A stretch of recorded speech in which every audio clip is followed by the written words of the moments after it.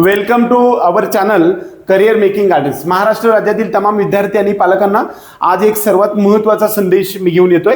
नीट UG 2026च्या MBBS BDSच्या counselling प्रोसेसमध्ये महाराष्ट्र CET सेल म्हणजेच state common entrance test cell, त्याला आपण CET cell Maharashtra state Mumbai याच्या माध्यमातून 14/8/2026 म्हणजे आज एक नोटिफिकेशन आले, notice number 8 NEET UG 2026 extension of registration and revise schedule of admission to MBBS BDS group A courses of academic year 2026-27. बऱ्याच वेळा नीट यूजी 2026च्या काउन्सिलिंग प्रोसेसमध्ये MBBS BDSचं महाराष्ट्र राज्याच्या CET सेल मार्फत जी काउन्सिलिंग प्रोसेस आहे ती सुरू झाली. त्याची रजिस्ट्रेशनची मुदत संपलेली आहे खरं तर 12 तारखेला संध्याकाळी 11:59 परंतु CET सेलनं आपल्याला आपल्या सर्वांसाठी म्हणजे काही बऱ्याच वेळा विद्यार्थ्यांचे मेल गेलेले असतात, किंबहुना कोर्टमध्ये कोण गेलेलं असतं, याच्या नुसार म्हणजे इथं सर्व आपल्याला सांगितलेलं आहे की कशामुळं झालं. Medical counselling committee new Delhi notice dated 13 तारखेला जी MCCने नोटीस काढलेली आहे, त्या MCCच्या नोटीसच्या आधारावर म्हणजे जी काही CET सेलनं नोटीस नंबर 3 जे केलेलं आहे 5 तारखेला नोटीस नंबर त्याच्यामध्ये रिवाइज होत आहे, एक्सटेन्शन ग्रँट केलेलं आहे MCCने असं त्याच्यामध्ये सांगितलेलं आहे. त्यात कॅप राऊंड 1 MBBS BDSचं जे शेड्यूल आहे ते वाढ आहे, त्याच्यात मुदत वाढ झालेली आहे. म्हणजे ज्यांनी रजिस्ट्रेशन MBBS BDS साठी महाराष्ट्र राज्यामध्ये केलेलं नाही अशा विद्यार्थ्यांसाठी पुन्हा एकदा संधी उपलब्ध होते पहिल्या राऊंडमध्ये एंट्री करण्यासाठी. आपल्या सर्वांना माहिती आहे की नियमानुसार फक्त राऊंड 1 मध्ये आणि राऊंड 3 मध्येच आपल्याला एंट्री महाराष्ट्र राज्यातल्या CET सेलच्या स्टेट काउन्सिलिंग प्रोसेसमध्ये जाता येऊ शकते. त्या प्रक्रियेमध्ये जे काही मुदत संपून गेली होती 12 तारखेला त्याची एक्सटेन्शन झालेलं आहे. बघा, online registration of session apply extend up to संध्याकाळी म्हणजे 15/8/2026च्या संध्याकाळी 8 वाजेपर्यंत. ही डेट टाइम लक्षात ठेवा. बऱ्याच वेळा आपण 11:59 म्हणतो, पण ते उद्या 15 ऑगस्टच्या संध्याकाळी 8 वाजेपर्यंत आपल्याला रजिस्ट्रेशन करता येते. पेमेंट फी भरण्यासाठी जी आहे त्याच्यासाठी मुदत आपल्याला उद्याचीच म्हणजे 15 ऑगस्ट 2026च्या संध्याकाळी 10 वाजेपर्यंत 2 तास आपल्याला एक्स्ट्रा मिळत आहेत. Uploading of coloured scanned copies of original requisite document on पोर्टलवरती आपल्याला डॉक्युमेंट अपलोड करण्याची जी डेट आहे ती सुद्धा आपल्याला एक्सटेंड झालेली आहे. खरं तर ती एक्सटेंड आपली 13 तारखेपर्यंत होती, ती आपल्याला 15 ऑगस्ट 2026च्या संध्याकाळी 11:59 आपल्याला डॉक्युमेंट्स अप्लाय हे करायचे. ज्यांनी समजा ज्यांच्याकडे डॉक्युमेंट ओरिजिनल नाही आहेत समजा आले असतील तर ते तुम्हाला त्या उद्या संध्याकाळी 11:59 आपल्याला करता येणार आहे. डॉक्युमेंट व्हेरिफिकेशन ऑनलाईन स्वरूपाचं होणार आहे. दरवर्षी होते परंतु हा टॅग कधी नव्हता. यावर्षी CET सेलने थोडी सुधारणा केली आणि याच्यामध्ये आपल्याला 17 तारखेपर्यंत जी काही 15 तारखेपर्यंत होती ती 17 तारखेपर्यंत आपल्याला ऑनलाईन स्वरूपामध्ये डॉक्युमेंट व्हेरिफिकेशन केलं जाणार आहे. मग तुमचं डोमिसाईल असेल, हिली एरिया सर्टिफिकेट असेल, caste certificate, caste validity non creamy layer, त्याचबरोबर तुमचं जे काही सर्व गोष्टीच्या जे आपण त्याच्यावर अप्लाय केलेलं डिफेन्स 1, 2, 3 PWD या सर्व डॉक्युमेंट्सच्या ऑनलाईन मोडमध्ये वेगवेगळ्या स्क्रुटनी सेंटरमधून आपल्याला ऑनलाईन स्वरूपात आपल्याला कुठेही जाण्याची आवश्यकता नाही. 17 तारखेला म्हणजे 2 दिवस त्यांनी एक्स्ट्रा घेतलेला आहे. Publication of registered candidate list group A म्हणजे ग्रुप ए म्हणजे MBBS BDS ची जी सर्वांनी रजिस्ट्रेशन केलेले आहे त्याची एक लिस्ट येणार आहे. ही लिस्ट आपल्याला 18 तारखेला येईल. आणि publication of provisional merit list, बघा रजिस्टर्ड कॅन्डिडेटची लिस्ट वेगळी आहे आणि परत आपल्याला रजिस्टर्ड कॅन्डिडेटची लिस्ट वेगळी आहे. यामध्ये बघा publication of provisional merit list group A 8 तारखेला 2 लिस्ट येणार आहेत. म्हणजे महाराष्ट्र राज्याने MBBS BDS साठी ज्या ज्या विद्यार्थ्यांनी अप्लाय केलेले त्याची एक कॉमन मेरिट लिस्ट येईल आणि मेरिट लिस्ट एक येईल. मेरिट लिस्ट म्हणजे काय, त्याच्यामध्ये आपला SML, ह्याला आपण SML लिस्ट असं म्हणूया.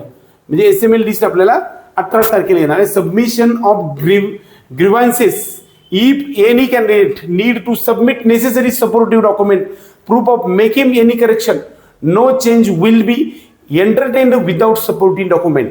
म्हणजे समजा एखादं डॉक्युमेंट तुमच्याकडून पुसट ब्लर झालेलं असेल किंबहुना चुकीचं गेलेलं असेल तर ते तुम्हाला परत बदली करण्यासाठी ग्रीव्हन्सेस करण्यासाठी तुम्हाला 19 पासून 20 तारखेच्या संध्याकाळी 5 वाजेपर्यंत वेळ दिलेला आहे. 20 तारखेपर्यंत publication of final merit list.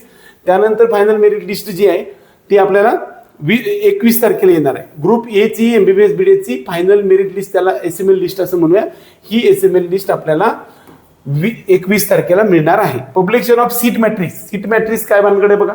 बऱ्याच वेळा सीट मॅट्रिक्स म्हणजे काय असतं तर कोणताही राऊंड डिक्लेअर करण्याच्या अगोदर आपल्या कॅटेगरीला कोणत्या कॉलेजमध्ये किती सीट्स उपलब्ध आहेत, कॅटेगरीनुसार सीट डिस्ट्रीब्युशन, कॉलेज वाईज आणि कॅटेगरी वाईज सीट डिस्ट्रीब्युशन जे असतं ते प्रत्येक वेळेस आपल्याला सीट मॅट्रिक्स आपल्याला होतं. हे सीट मॅट्रिक्स आपल्याला त्याच दिवशी, ज्या दिवशी SML लिस्ट येईल त्याच दिवशी आपल्याला सीट मॅट्रिक्स सुद्धा 21 तारखेला येणार आहे. ऑनलाईन चॉईस फिलिंग आपल्याला 22, 23, 24 तीनच दिवस राहिले बघा. या ठिकाणी मात्र डेट कमी झाले. MBBS BDS साठी आपल्याला चॉईस फिलिंग आत्ताच करून ठेवा. स्टँडर्ड चॉईस फिलिंग आपल्या ग्रुपवरती आपल्याला दिलेले आहे. आपल्या मार्क्सनुसार कॅटेगरीनुसार कोणते फीज आपण भरू शकतो हे लक्षात ठेवा. त्यामध्ये MBBS BDS MBBS साठीचे 2 कॉलेजेस हे ओपन मध्ये गेलेले आहेत. पहिला महत्वाचा मुद्दा म्हणजे एक तर पहिले सर्वांनाच माहिती आहे Vedanta medical college and research centre Palghar Dahanu या ठिकाणी असणारं कॉलेज 17,13,000 फीस झाले. आणि या ठिकाणी मात्र तुम्हाला कसल्याही प्रकारचं कॅटेगरीचं बेनिफिट मेरिट मधलं मिळतंय पण फीज मधलं तुम्हाला मिळत नाही. म्हणजे फीज तुम्हाला स्कॉलरशिप मिळत नाही. त्याच पद्धतीनं Prakash institute of medical sciences Islampur Uran किंवा त्याला आपण सांगली असं म्हणू, ह्या सुद्धा मेडिकल कॉलेजची फीज 9,50,000 आहे. इकडे सुद्धा तुम्हाला कसल्याही प्रकारचं कॅटेगरीमधलं बेनिफिट मिळणार नाही. त्यामुळे ते कॉलेज टाकत असेल तर तुम्हाला पूर्ण फीज भरावी लागणार आहे. त्यामुळं सर्वात महत्वाचा मुद्दा 22, 23, 24 या 3च दिवसामध्ये आपल्याला चॉईस फिलिंग करायची आहे. फार गर्दी पडणार आहे. सर्व विद्यार्थ्यांनी त्याच वेळेस वेळेमध्ये करून घ्यायचे आहे. ज्या वेळेस आपल्याकडे चॉईस फिलिंग किंवा प्रेफरन्सेस सुरू होतील त्यावेळेस मी तुम्हाला सांगेल सुरू झालं म्हणून. कॅप राऊंड 1 ची रिझल्ट मात्र आपल्याला लगेच 25 तारखेला लागेल. 26 पासून 30 पर्यंत 4 दिवस 26, 27, 28, 29, 30 5 दिवस आपल्याला 5 डेज दिलेले आहेत.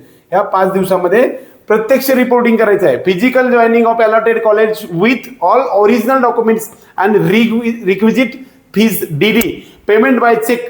म्हणजे सर्वात महत्वाचं काय की ओरिजिनल डॉक्युमेंट आणि फिजिकल विद्यार्थी कॉलेजवरती जायचंय. ज्या ठिकाणी कॉलेज मिळणार आहे ते पहिल्यांदा सिलेक्शन लिस्ट लागेल. लिस्ट लागल्यानंतर तुम्हाला कोणतं कॉलेज मिळालं ते बघायला येईल. त्यानंतर एका लिंकवरती जाऊन आपलं अलॉटमेंट लेटर काढायचंय आणि त्याचबरोबर जे कॉलेज आपल्याला मिळालेलं आहे ते वेबसाईटवरती जाऊन त्याची फीस आपल्या कॅटेगरीची किती आहे आणि कोणत्या नावानं DD काढायचं आहे ते बँकेत जाऊन डिमांड ड्राफ्ट काढायचंय आणि त्याच ठिकाणी डॉक्युमेंटची लिस्ट दिलेली आहे. त्या सिरियलमध्ये ओरिजिनल डॉक्युमेंट लावायचे. त्याचबरोबर आपल्या कलर असेल किंवा ब्लॅक व्हाईट असेल 2 डॉक्युमेंटचे संच एक झेरॉक्स करून ठेवायचे. एक पेन ड्राईव्ह घ्यायचा. पेन ड्राईव्ह मध्ये 200 KB पेक्षा कमी एवढ्या साईज मधून त्याच्यामध्ये ठेवायचं आहे. त्याचबरोबर एक मंच एक्स्ट्रा सेपरेट म्हणजे 3 झेरॉक्स काढून ठेवा.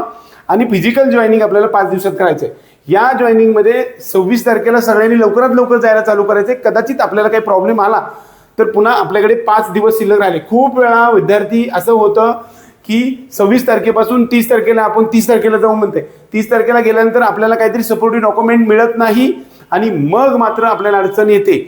आपल्या कॅटेगरीची फीज किती आहे तेवढा डिमांड ड्राफ्ट द्यावा लागतो. चेक चालत नाही, कॅश चालत नाही किंवा ऑनलाईन पेमेंट चालत नाही. तुम्हाला डिमांड ड्राफ्ट म्हणजे काय कॉलेजमध्ये बँकेमध्ये जाऊन ज्या कॉलेजच्या नावानं कोणत्या नावानं डिमांड ड्राफ्ट काढायचं ते तिकडे लिहिलेलं असते. ते डिमांड ड्राफ्ट काढून ते ओरिजिनल डॉक्युमेंट आहे ते सुद्धा एक हे सर्व घेऊन आपल्याला विहित वेळेमध्ये संध्याकाळी 5:30 वाजेपर्यंत 30 तारखेपर्यंत आपल्याला पोहोचायचं आहे. कदाचित जर समजा त्यामध्ये सुट्टी असेल तर सुट्टी गृहीत धरली जाणार नाही. तर रविवार असेल किंवा कोणती सुट्टी असेल बँक बंद असेल तर तुम्ही चेक घेऊन जाऊ शकता. पण लगेचच कॉन्झिक्युटिव्ह दिवस लगतच्या कोणत्याही दिवसामध्ये आपला DD काढून तिथं जमा करावा लागेल आणि परत ते चेक घेऊन यावं लागेल. हे लक्षात घ्या. म्हणजे आपण आता चेक देऊन गेलाय बसले आपलं ऍडमिशन झालं असं चालणार नाही. त्यामुळे शक्यतो DD काढून घेऊन जावा. कदाचित चेक समजा रविवारी दिला तरी चालेल पण सोमवारी 11 वाजता त्यांना DD देणं गरजेचं आहे असं याच्यामध्ये स्पष्ट नमूद केलेलं आहे. एकंदरीत पहिल्या राऊंड मधला जो डिटेल्स लेखाजोखा आहे ते आपण या व्हिडिओच्या माध्यमातून मांडण्याचा जो प्रयत्न केलेला आहे.